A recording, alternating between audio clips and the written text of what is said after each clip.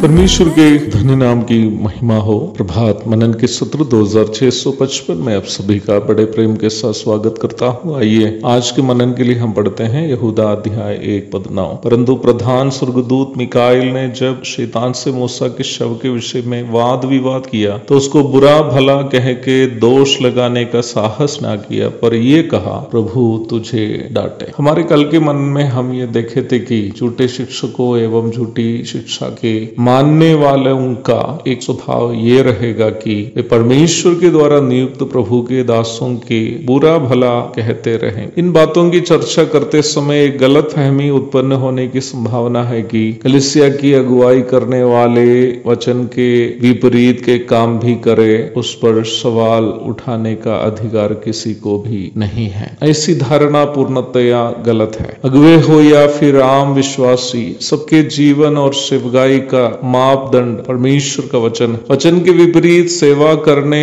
या जीवन बिताने का अधिकार किसी को भी नहीं है। कलीसिया के अगुवे कोई तनाशा नहीं है कि कोई उन्हें कभी सवाल नहीं कर सके। एक स्थानीय कलीसिया की अगुवाई करने वाला व्यक्ति के रूप में मैं खुद पर ही एक उदाहरण आपके साथ साझा करना चाहता हूँ। मान लीजिए मेरी शिक्षा या मेरे व्यवहार में मेरी कलीसिया का कोई भी सदस्य या सदस्या को कुछ आपत्ति हो तो उन्हें ये पूर्ण आजादी है कि मेरे पास आकर अपनी आपत्ति जताए। उसमें कोई भी गलती नहीं है, परंतु आपत्ति जताते समय ये कभी नहीं भूले कि वह जिससे आपत्ति जता रहा है वह कलीसिया की अगुवाई के लिए परमेश्वर के द्वारा नियुक्त प्रभु का दास है, ये भूलना नहीं है। अर्थात बोली और व्यवहार में मसीही भाई या बहन बनाए रखने का आत्मिक स्तर अवश्य हर व्यक्ति को बनाए रखना चाहिए। यदि वचनानुसार मेरा जवाब सही है उसे स्वीकार किया जाना चाहिए, यदि नहीं तो 2 या अधिक गवाहों को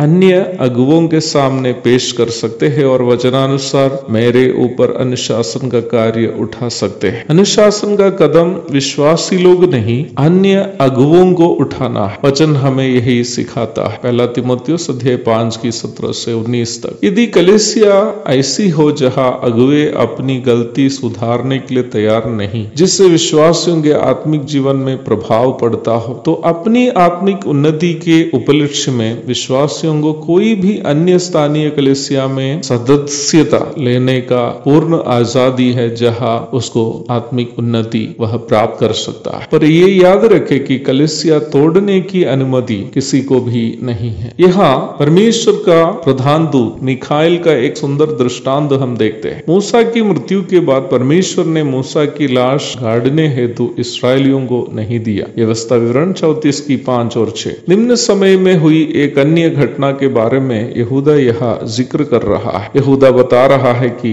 मूसा का शरीर परमेश्वर के आदेशानुसार लेने के लिए प्रधान स्वर्गदूत मिकाइल आया तो शैतान ने मिकाइल को रोकने की कोशिश। शैतान के इस हरकत के विरोध में मिकाइल की प्रतिक्रिया का जिक्र यहूदा यहाँ कर रहा। परमेश्वर की सेना का अध्यक्ष के रूप में प्रधान स्वर्गदूत मिकाइल चाहने से शैतान पर हमला बोल सकता था, परंतु 2 वजह से उन्होंने ऐसे नहीं किया। पहला कारण यह हो सकता है कि मिकाइल जिस स्थान पर अभी है वहां पूर्व में शैतान विराजमान था, यद्यपि उसको उसी के पाप के कारण वहां से गिरा दिया गया हो। उसके पूर्व के पद का सम्मान करते हुए मिकाइल कुछ बुरा भला कहने का साहस नहीं किया। दूसरे कारण हम पद में ही देखते हैं। मिकाइल स्वयं कुछ न करके शैतान को दंड देने का अधिकार पूर्णतया परमेश्वर को दे रहा है। शाऊल अपनी मृत्यु तक दाऊद को सताने में लगे रहा। शाऊल को मार डालने के लिए एक से अधिक बार दाऊद को मौका मिला, परंतु